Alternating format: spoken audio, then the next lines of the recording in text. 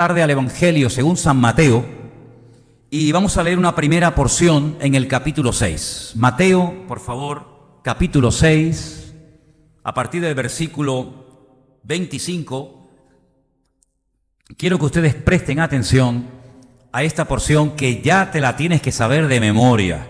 Primero, porque no es la primera vez que se lee esta lectura en la iglesia. Segundo, porque tú seguro que esta porción la has leído muchas veces. Y en tercer lugar, porque en esta lectura que vamos a leer, Mateo 6 del 25 al 34, hay versículos que son muy conocidos y seguramente te lo sabes algunos de memoria. Presta atención, por favor, a esta porción en esta tarde. Por tanto os digo, son palabras del Señor Jesucristo, no os afanéis por vuestra vida, qué habéis de comer o qué habéis de beber, ni por vuestro cuerpo qué habéis de vestir. Pregunta el Señor, ¿no es la vida más que el alimento y el cuerpo más que el vestido? Versículo 26. Mirad las aves del cielo, que no siembran, ni siegan, ni recogen en graneros, y vuestro Padre Celestial las alimenta. Otra vez hace una pregunta el Señor. ¿No valéis vosotros mucho más que ellas? ¿Quién de vosotros podrá, por mucho que se afane, añadir a su estatura un codo? Nadie. Y por el vestido, ¿por qué os afanáis? Considerad los lirios del campo, cómo crecen, no trabajan, ni hilan. Pero os digo que ni aun Salomón, con toda su gloria, se vistió así como uno de ellos. Y si la hierba del campo que hoy es y mañana se echa en el horno, Dios la viste así, ¿no hará mucho más a vosotros, hombres de poca fe?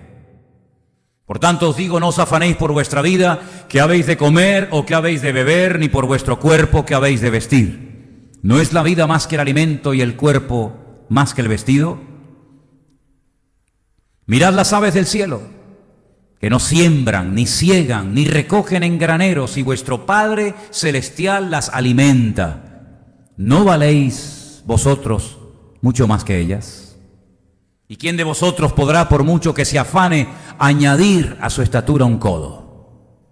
Y por el vestido, ¿por qué os afanáis? Considerad los lirios del campo, cómo crecen, no trabajan ni hilan. Y a mí me da la impresión de que estoy leyendo siempre lo mismo. A lo mejor los de arriba piensan que no lo he leído bien y me están poniendo nuevamente los mismos versículos. ¿No os parece? Vamos al versículo 30, Mateo 6, versículo 30, que ya lo leí. El 31, que ya lo leí. El 32. Esto era para a ver si ustedes estaban atentos. Veo que sí. Porque los gentiles buscan todas estas cosas, pero vuestro Padre Celestial sabe que tenéis necesidad de todas estas cosas. Mas buscad primeramente el reino de Dios y su justicia, y todas estas cosas os serán añadidas. Vamos a dejarlo ahí, ¿os parece? Buscad primeramente el reino de Dios y su justicia, y todas las demás cosas vendrán por añadidura. Gloria a Dios, qué bueno.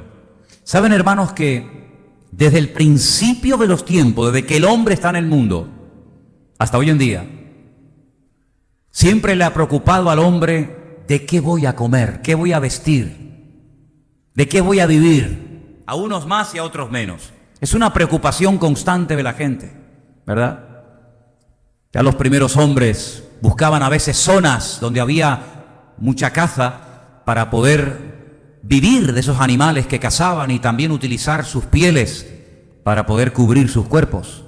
Y a veces peleaban entre tribus o entre pueblos por defender un territorio rico en recursos, porque el que tuviera la propiedad o el que tuviera el dominio, el control sobre ese territorio, pues sabías que podías pasar largas temporadas porque había comida, porque había recursos, y porque, bueno, se estaba tranquilo y seguro en esa zona. Y cuando se acababan los recursos, los animales, la vegetación o cambiaba el clima, pues emigraban a otras zonas. El mundo animal es muy interesante, son capaces de los animales marcar de diferentes formas su territorio, los leones, etcétera, porque saben que en ese territorio hay caza, hay animales, y no van a permitir, a veces pelean hasta la muerte, para evitar que otras manadas, que otro macho, lo que sea, se meta en su territorio y les robe los recursos que considera de él, ¿verdad? Y es como una preocupación que consciente o inconscientemente todos los seres humanos a lo largo de la historia han tenido. Fíjense, por ejemplo, el pueblo de Israel, el pueblo que más milagros ha visto. No ha habido ningún pueblo, ni lo habrá, que haya visto tantos milagros como el pueblo de Israel. Milagros que incluso Dios los hizo una sola vez. Porque, oye, podemos hablar de sanidades. Gente que fue sanada en el pasado, gente que puede ser sanada hoy en día y gente que puede ser sanada en el futuro. Pero hay milagros que el Señor hizo por ellos que no los ha hecho por nadie ni los volverá a hacer. Vieron cómo el mar Rojo se abría, se partía en dos, para que ellos pudieran pasar por en medio de él. Y cuando los enemigos, en este caso los egipcios, con Faraón y sus ejércitos, quisieron hacer lo mismo, el Señor cerró las aguas y murieron todos ahogados. Las 10 plagas en Egipto. Dios nunca ha mandado 10 plagas seguidas durante casi un año para desmantelar la idolatría, tumbar la arrogancia y la soberbia y el orgullo del Faraón, y de esa manera sacar a su pueblo y que le quedara grabado en su mente, que interiorizaran el hecho de que el Dios que ellos tenían era un Dios todopoderoso, que podía hacer milagros por ellos en cualquier momento. Sin embargo, cuando ves a ese pueblo que vio tantos milagros, ves que se preocupaban por ¿y qué vamos a comer? ¿Pero cómo que? ¿Qué vamos a comer? ¿No te das cuenta de que Dios ha abierto el mar Rojo por nosotros? ¿No te acabas de dar cuenta que el hombre y el ejército más poderoso de la época ha sido totalmente destruido? Que el faraón ya no existe más, que Egipto nunca más volverá a ser una amenaza militar para ustedes, que nunca más ustedes volverán a ser esclavos, y se están preocupando por la comida, se están preocupando por el agua, se están preocupando por cosas ridículas. Pues así pasaba, hermanos, así pasaba. Y basta que faltara un día o dos agua para todo el pueblo estar ya pensando tonterías, incluso en apedrear a Moisés, incluso en nombrar a otro líder, a otro jefe para volver a Egipto. Y no volvían a Egipto porque allí tenían mejores casas o mejores camas, no, sino por la comida. Dice que llegaron a echar de menos la comida de Egipto. Pero como un pueblo que vio tanto la gloria y el poder de Dios se podía llegar a preocupar por la comida. Es que el ser humano es tremendo. Es que el ser humano es increíble. Por la comida el hombre es capaz de matar. Hace muchos años vi una película de unos que iban viajando por una parte y un hombre les robó los caballos, les robó las armas, les robó todo, y el objetivo de la película era tratar de demostrar que dos personas aparentemente pacíficas, amigos entre ellos, que no habían hecho nunca daño a nada ni a nadie, al verse necesitados de comida, al verse necesitados de agua, iban a hacer lo que fuera con tal de sobrevivir. Y así fue. Si personas que aparentemente eran muy buenas, muy educadas, fueron capaces incluso hasta de pelear el uno contra el otro, de hacer cosas increíbles que nunca se les había pasado por la mente por el hecho de conseguir comida y agua a cualquier precio. Y es increíble, ¿no? Es increíble ver cómo el pueblo de Israel perdía los nervios, perdía la paz. Hablaban de apedrear a Moisés, de volver a Egipto. Se olvidaban de todo lo que el Señor había hecho por ellos, porque resulta que se empeñaban en comer carne y le exigían a Moisés que querían comer carne. Y Moisés decía, pero ¿de dónde voy a sacar yo tanta carne para darles de comer a tanta gente? Bueno, pues el Señor venía y dice que traía codornices, venía un viento y comenzaban a caer codornices en el campamento. Dice que el Señor les dijo, ¿queréis carne? Vais a aborrecer la carne, vais a estar hasta aquí de carne, os va a salir la carne por las orejas y por las narices. Y dice que ni se agachaban, sino que hacían así, cogían y comían. Y por el agua, ¿cuántas veces perdían los nervios? Porque no había agua. Y por el maná, cuando el Señor les dijo, miren, va a caer el maná todos los días menos uno. En el día de reposo, tranquilícense, relájense. Uy, ¿qué vamos a comer? Bueno, el día anterior va a caer más. Y entonces cojan doble porción, la de ese día y la del siguiente, porque al día siguiente es Shabbat, de reposo. No pueden salir, no va a caer, pero no se lo creían. Y salían al día siguiente esperando que cayera el maná, y el maná ya había caído el día anterior. Es increíble cómo la gente, por la comida, por la bebida, por el vestido, son capaces de volverse locos y desesperarse. Y miren las palabras de Cristo. ¿De qué está hablando Cristo ahí? ¿De doctrina? ¿De ángeles del cielo, de serafines, de apóstoles, de la evangelización del mundo, de la sanidad de los enfermos, de la restauración de las almas? No, de comida, de vestido, de cosas básicas y elementales. ¿Cómo se pueden los creyentes hoy en día? Porque claro, es muy fácil criticar a los que nos precedieron, ¿no? Es muy fácil decir, mira cómo eran los judíos y mira cómo se quejaban. ¿Y nosotros? ¿Y nosotros? Porque esas palabras las dijo el Señor Jesucristo en el Nuevo Testamento, y nosotros las leemos y decimos, pero ¿cómo se puede afanar en el siglo XXI, después de haber conocido al Señor, después de haber recibido el perdón de mis pecados, después de haber conocido la gracia de Dios, el Evangelio? ¿Cómo me puedo yo afanar por la comida, por la bebida? Pues es así. Y él pone ejemplo, dice, mira, la hierba del campo sale hoy, mañana la echan al fuego.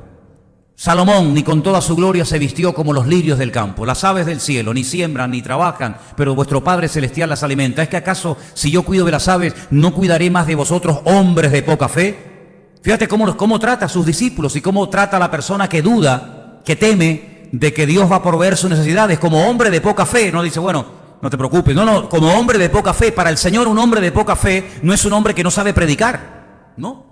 Para el Señor, un hombre de poca fe no es un hombre que no sabe cantar o hacer algo en el ministerio, no. Para el Señor, un hombre de poca fe es aquel que no se comporta como tiene que comportarse ante una circunstancia adversa o difícil. Eso es para el Señor un hombre de poca fe. Un hombre que sale de la barca, empieza a caminar y de repente se hunde. Para el Señor ese es un hombre de poca fe. ¿Por qué? Porque no te mantuviste firme en aquellos pasos que comenzaste a dar. Para el Señor es un hombre de poca fe decir, bueno, si puedes hacer algo. Y el Señor dice, ¿cómo que si puedo hacer algo? Al que cree todo le es posible. Para el Señor, un hombre de poca fe es una persona que dice, bueno, ¿y mañana qué como? ¿Y mañana cómo pago esto? ¿Y mañana cómo hago lo otro? Para el Señor, un hombre de poca fe, repito, es una persona que no se comporta como se tiene que comportar en una circunstancia adversa. Eso es para el Señor un hombre de poca fe. No tiene nada que ver con predicar, con cantar, con ganar almas, con echar fuera demonios, con hacer milagros. No, para nada. Tiene que ver con nuestro comportamiento, con nuestra conducta de cada día. Porque es ahí, en nuestra conducta, ante lo material, ante las necesidades materiales, es donde ahí demostramos verdaderamente qué tipo de fe tenemos. Mire, hermano, para estar aquí en este culto usted no tiene que tener ningún tipo de fe. Se lo dan todo hecho. Le ponen las letras para que no se las aprenda ni de memoria, estilo karaoke. Póngalas ahí, las repite, las canta, no pasa nada.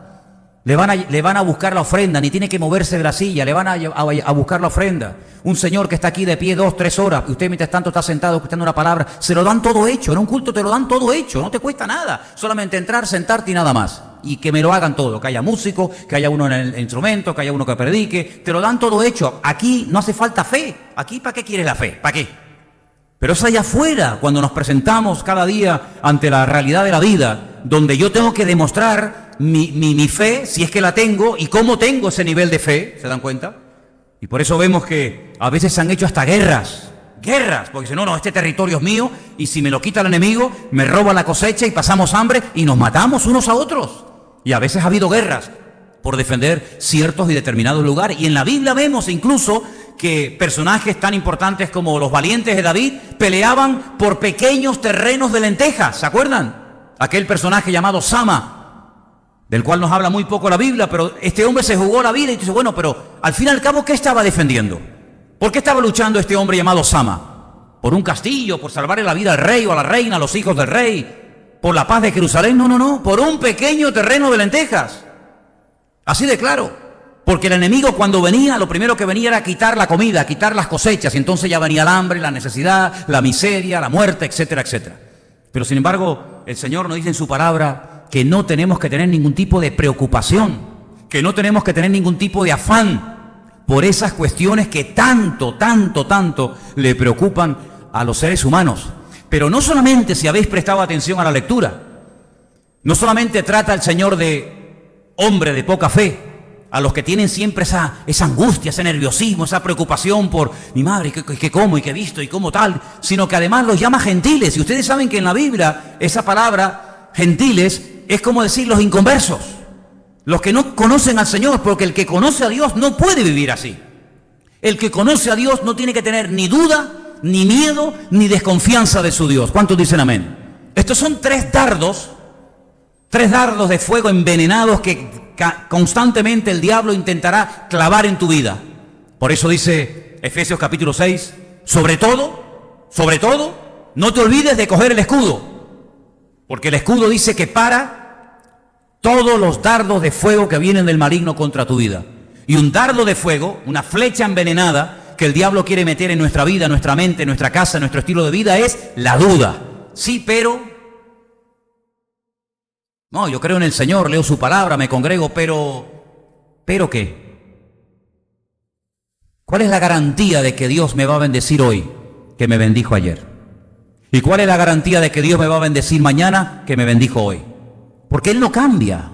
Tú y yo sí cambiamos, Él no. Si Él te bendijo, te bendice y te bendecirá. Si Él estuvo contigo, está y estará. Si Él te ayudó, te ayuda y te ayudará, porque Él es inmutable, Él no cambia. Por lo tanto, ese dardo de fuego llamado duda, la única forma de neutralizarlo es con algo más poderoso. ¿Y habrá algo más poderoso que la duda? Sí. Vuestra fe ha vencido al mundo, dice la Biblia. ¿Cuántos dicen amén? ¿Y el miedo?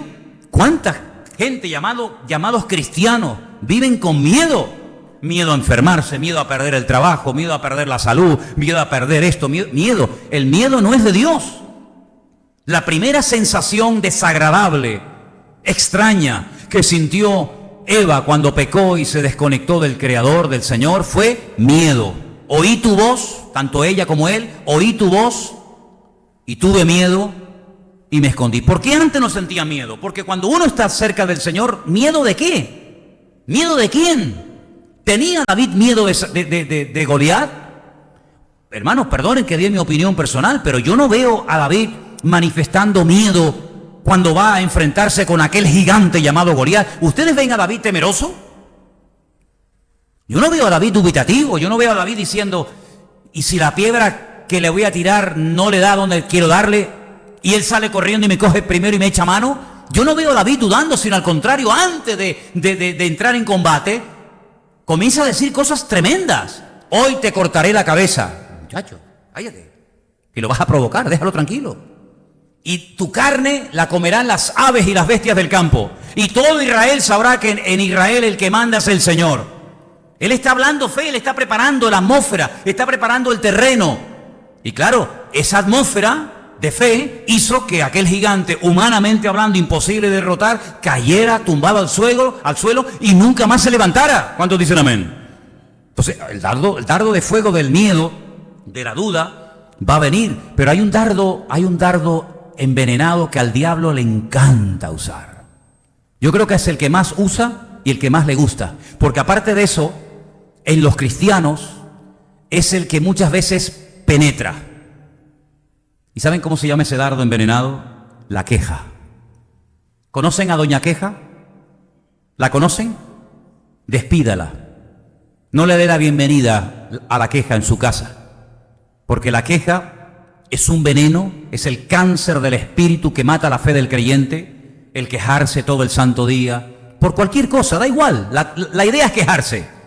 Y la queja mata la fe. La queja no es de Dios. Y todos esos dardos de fuego los podemos neutralizar. No es que somos víctimas. Hoy estoy un poquito triste, hoy tengo dudas, hoy tengo miedo, hoy me quejo. No. Tú puedes decidir qué entra y qué no entra en tu vida. Dice la Biblia, en esto pensar. Y te dice en lo que hay que pensar, y diciéndote en lo que hay que pensar, indirectamente te está diciendo en lo que no hay que pensar. En otras palabras, tenemos la llave, tenemos la posibilidad de abrir o de cerrar, de permitir o de prohibir que ciertas y determinadas cosas entren en nuestra vida y nos dominen y nos controlen. ¿Estamos de acuerdo? ¿Qué es lo que hay que hacer entonces? Bueno, nosotros, los seres humanos, en esta época de la historia, hemos diseñado un estilo de vida que no tiene nada que ver con el estilo de vida de la Biblia. Empezando por la comida, que generalmente hemos decidido, no sé desde cuándo, pero hemos decidido que como mínimo hay que comer 3 veces al día, ¿no? Desayuno, almuerzo y cena. Y después entre comida y comida lo que entre, ¿no? Pero ¿cómo se vivía en los tiempos de la Biblia? Con 2 comidas al día. Con 2 comidas al día. Así vivía la gente en aquella época.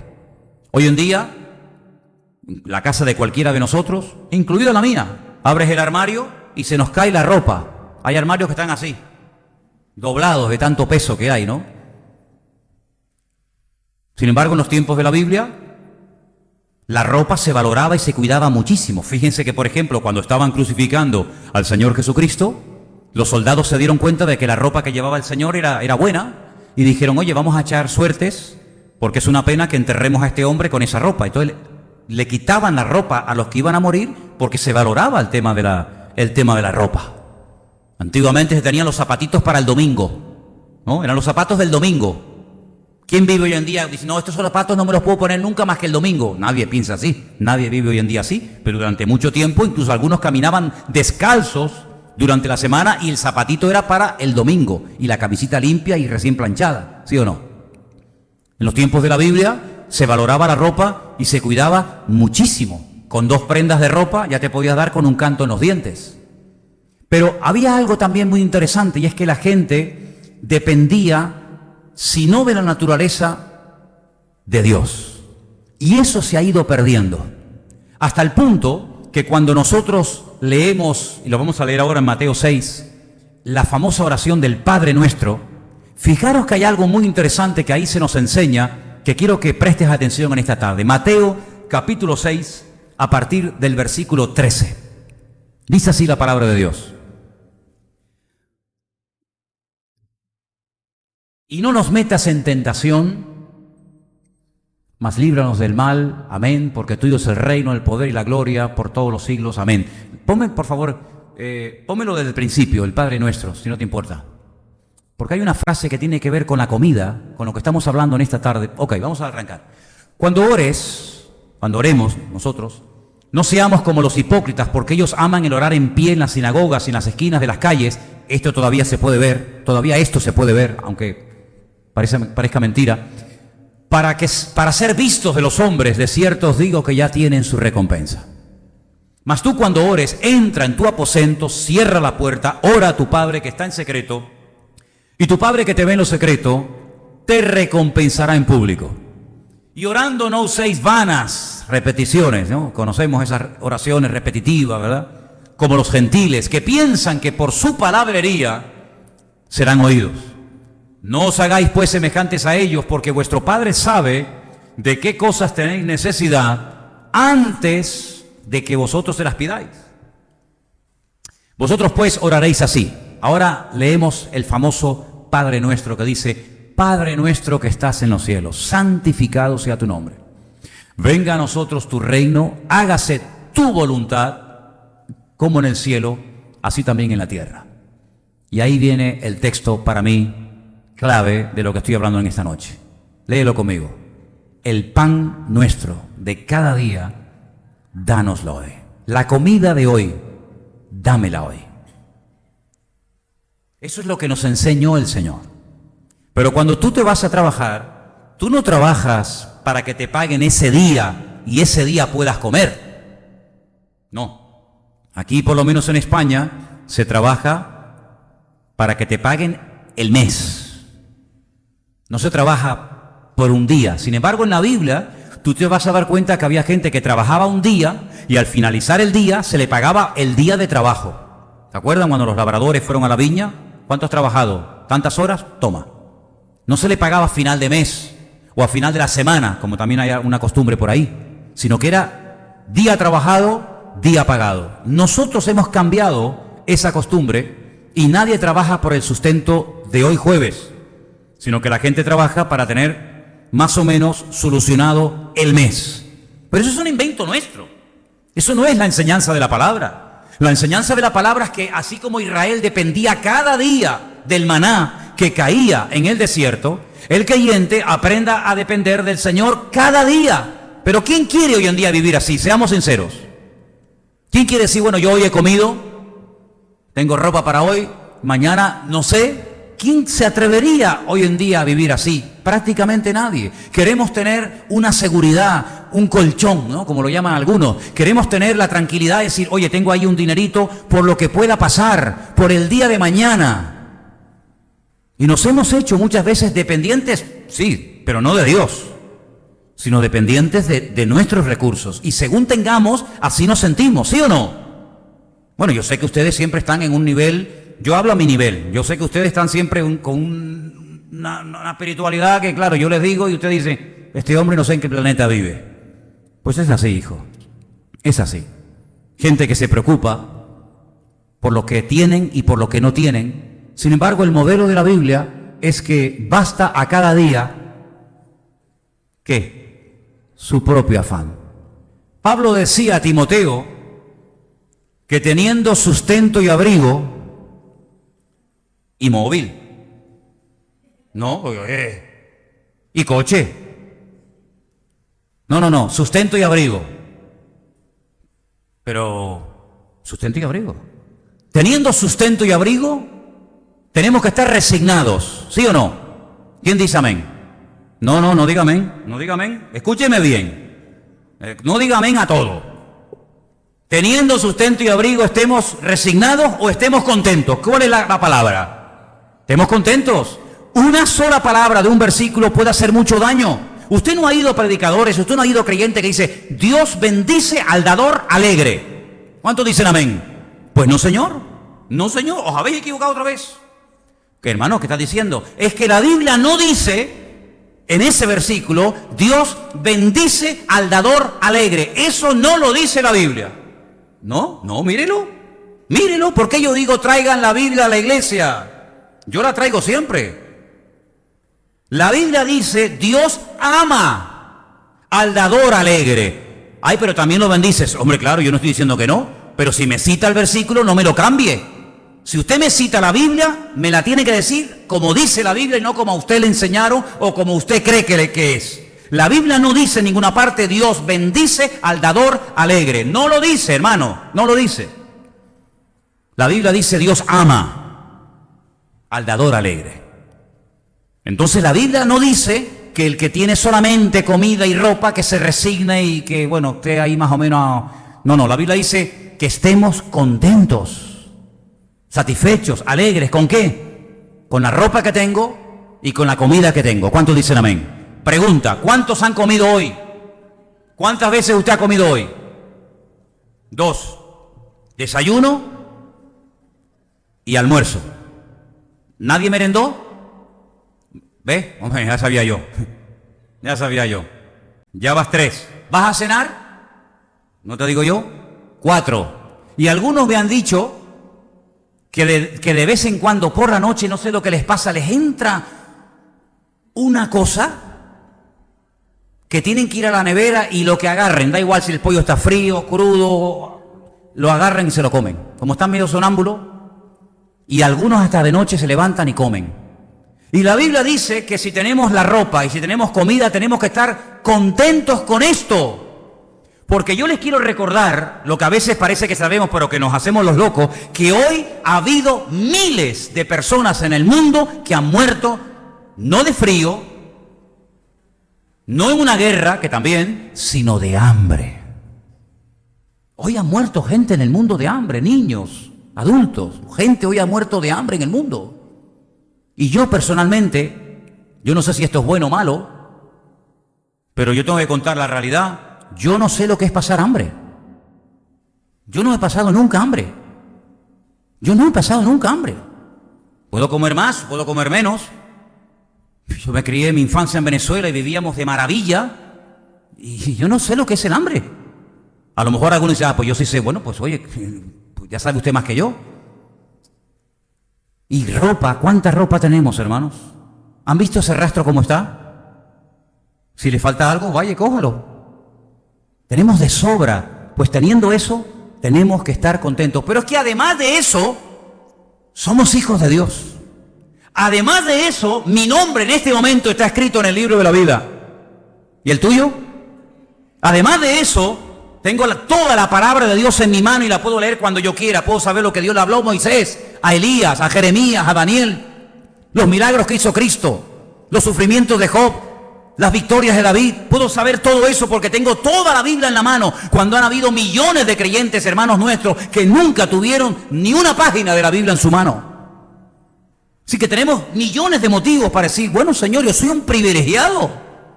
Me considero un privilegiado porque tengo un Dios vivo, verdadero, tengo comunión con Él, tengo familia, tengo esposa, tengo hijos, tengo ropa, tengo comida, tengo una iglesia donde poder congregarme. Nunca, jamás te han dado una cuerada, nunca te han metido en cárceles, nunca te han torturado por venir a la iglesia, nunca. Como si eso fuera la tónica en todas partes del mundo. No, hay muchos hermanos que no tienen una iglesia donde congregarse. Oíamos hace unos días a nuestra hermana Miguelina diciendo, hermano, valoren caramba lo que tienen, que yo llevo 2 años sentada en la sala de mi casa viendo los cultos por televisión o por internet, ¿verdad? Porque no tengo una iglesia donde poder congregarme. Entonces no hay motivos para dudar de la provisión de Dios. No hay motivos para dudar de que Él es poderoso, porque Él nos ha demostrado con crece que Dios es fiel. ¿Cuántos dicen amén? Dígaselo a la que está a su lado y así de paso lo despierta un poco.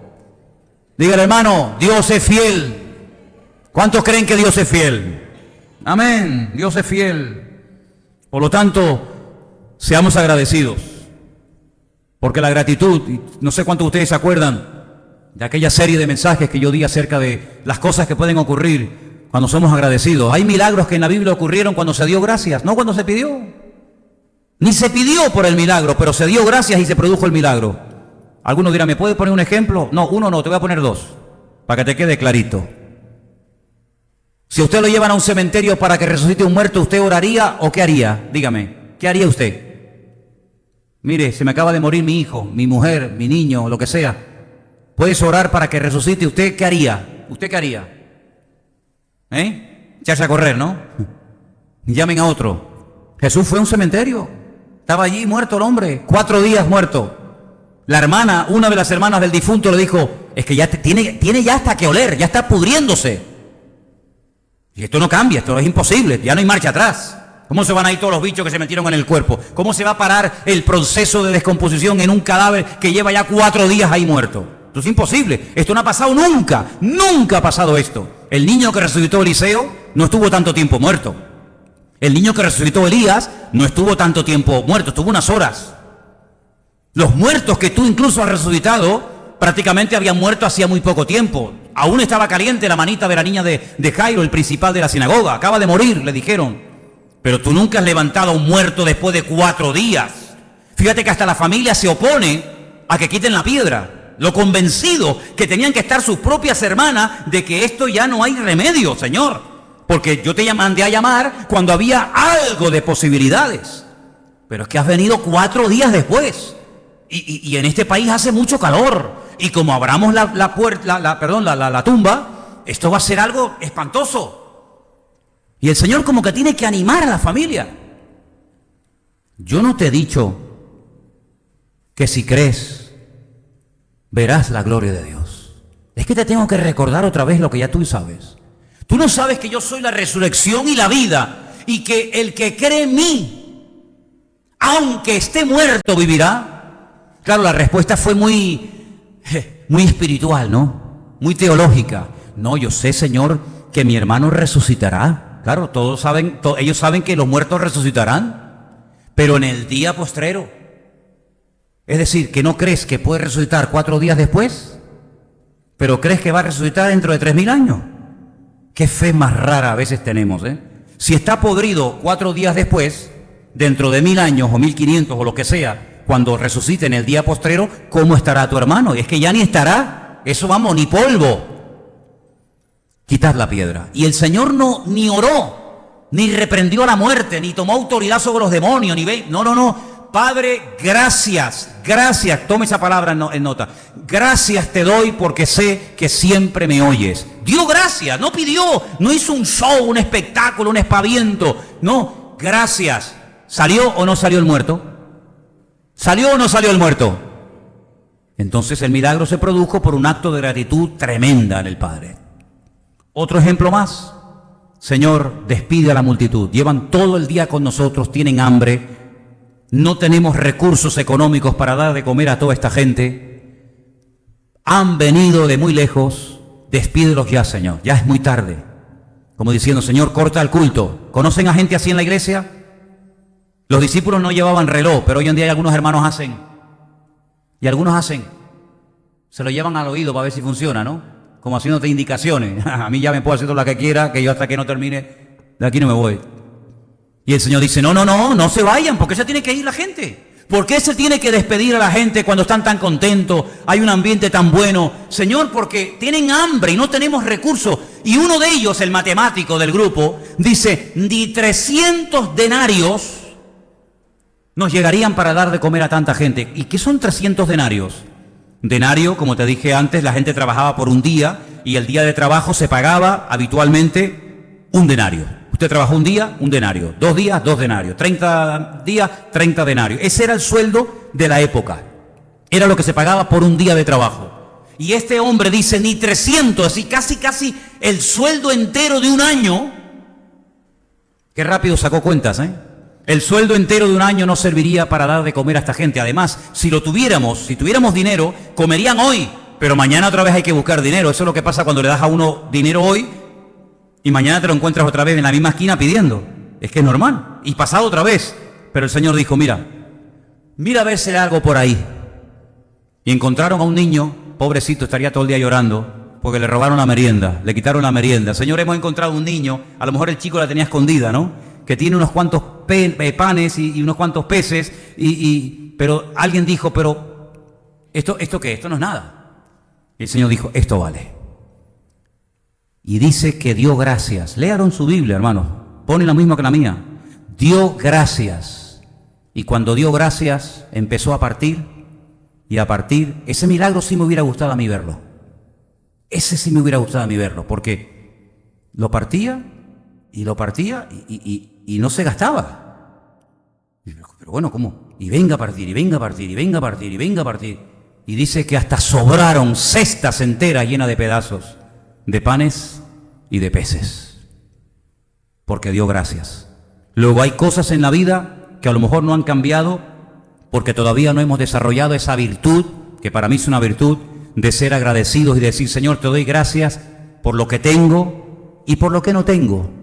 Te doy gracias por lo que entiendo y por lo que no entiendo, pero te doy gracias porque la gratitud mata al dardo de la queja que el diablo manda contra nuestra vida. ¿Cuántos dicen amén? Así que, hermanos, el pan nuestro de cada día nos enseñó el Señor a pedir en el Padre Nuestro. Pues hagámoslo. Mañana cuando te levantes por la mañana, confía de que el Señor te va a proveer el alimento y te va a proveer todo lo que tú necesitas, Tal vez lo que no necesites te gustaría tenerlo, pero el Señor no tiene ningún compromiso con nosotros de proveernos, de darnos lo que Él no considera necesario y oportuno. Por lo tanto, confiemos en Dios. No vivamos con un estado de nervio constante y permanente, porque además eso se pega, eso se contagia. Le estás transmitiendo eso a tus hijos, le estás transmitiendo eso a la gente que vive a tu alrededor, y no podemos transmitir eso. Lo que tenemos que transmitir es confianza absoluta en el Señor, paz, tranquilidad. Tú guardarás en completa paz a aquel cuyo pensamiento en ti persevera, y añade, porque en ti ha confiado. Por lo tanto, hermano, nuestra confianza tiene que ser constante y permanente. ¿Usted confió ayer? Sí, amén, ya está. Pero hoy haga lo mismo y mañana empezamos de cero. Y así, si cada día vivimos con esta confianza, con esta dependencia del Señor, cada día verás la gloria del Señor en tu vida. ¿Cuántos dicen amén? Quiero volver a leer la porción del principio. A ver si me la ponen ahora bien. Y la leemos enterita. Mateo, te repito, 6, del 25 al 34. ¿Lo tenemos? Ok. Miren qué palabras tan hermosas. Empecé con ellas y quiero terminar con ellas. Son palabras de nuestro Señor Jesucristo. Valóralas. El Señor dice, no os afanéis por vuestra vida. ¿Qué habéis de comer o qué habéis de beber? Ni por vuestro cuerpo, ¿qué habéis de vestir? ¿No es la vida más que el alimento y el cuerpo más que el vestido? Mirad las aves del cielo, que no siembran, ni ciegan, ni recogen en graneros, y vuestro Padre Celestial las alimenta. ¿No valéis vosotros mucho más que ellas? ¿Y quién de vosotros podrá, por mucho que se afane, añadir a su estatura un codo? Y por el vestido, ¿por qué os afanáis? Considerad los lirios del campo cómo crecen, no trabajan ni hilan, pero os digo que ni aun Salomón, con toda su gloria, se vistió así como uno de ellos. Y si la hierba del campo que hoy es y mañana se echa en el horno, Dios la viste así, ¿no hará mucho más a vosotros, hombres de poca fe? No os afanéis pues diciendo, ¿qué comeremos? ¿O qué beberemos? ¿O qué vestiremos? Porque los gentiles buscan todas estas cosas, pero vuestro Padre Celestial sabe que tenéis necesidad de todas estas cosas. Buscad primeramente el reino de Dios y su justicia, y todas estas cosas os serán añadidas. ¿Cuántos dicen un fuerte amén? Buscad primeramente el reino de Dios. ¿Y cómo se busca eso? ¿Y qué es eso?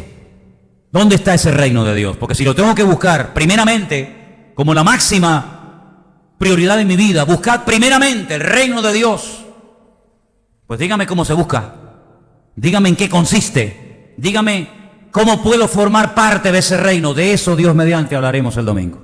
¿Te das cuenta cómo encadenamos un tema con otro? ¿Te das cuenta por qué es importante venir a un culto del jueves y también a un culto del domingo? Porque el culto del domingo aclararemos y hablaremos acerca de lo que es el reino de Dios. ¿Qué es el reino de Dios? ¿Dónde está? ¿Desde cuándo está? ¿Se puede formar parte? ¿Se puede ver? ¿Se puede tocar? ¿Se puede medir? ¿Dónde está ese reino? ¿Qué características tiene? ¿Quiénes forman parte de ese reino? ¿Y quiénes están totalmente excluidos de ese reino? ¿Cuándo empezó? ¿Cuándo terminará? ¿Quién es el rey de ese reino? Etcétera, etcétera. Hay tantas cosas que podemos hablar sobre acerca del reino de Dios.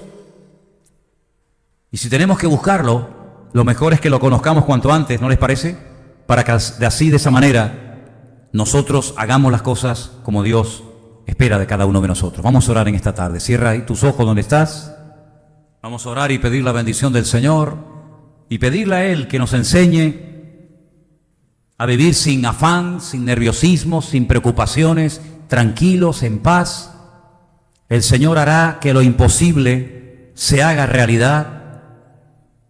Dormimos y vivimos en paz, tranquilos. Cuando venga la angustia, cuando venga el nerviosismo, cuando venga el dardo envenenado del maligno, lo vamos a neutralizar porque sabemos cómo lo podemos hacer. Por lo tanto, hermanos, confiemos en el Señor.